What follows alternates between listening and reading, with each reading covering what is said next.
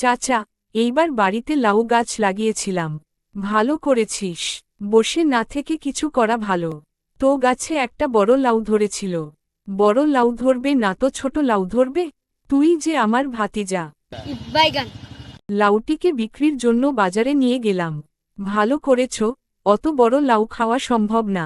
বাজারে এক পুলিশ লাউয়ের দাম জিজ্ঞেস করল। পুলিশ হলেও তো তার বাজার করতেই হয়, দাম জিজ্ঞেস করবে না তো কি করবে? আমি 500 টাকা চাইলাম। বড় লাউ, 500 টাকা চাইবি না তো কি 50 টাকা চাইবি? পুলিশ বলল 10 টাকায় দিবেন। कैसा लगा मेरा मजाक? ঠিকই তো বলেছে, একটা লাউ কি পুলিশ 500 টাকায় নিবে? আমি বললাম, বাপের জন্মে লাউ খেয়েছেন?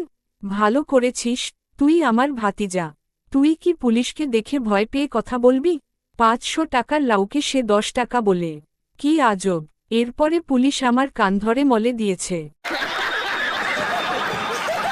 ভালো করেছে, তুই পুলিশের সাথে বেয়াদবি করবি আর সে কি তোকে আদর করবে?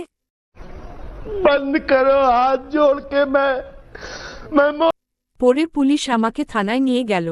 পুলিশ তো থানাতেই নিয়ে যাবে, সে কি তোকে তার শ্বশুর বাড়ি নিয়ে যাবে? कहां से आते हैं? তারপর বড় দারোগা এসে আমাকে ছেড়ে দিল।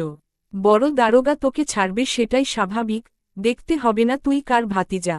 भाई मारो मुझे, मारो मारो मुझे, मारो मारो।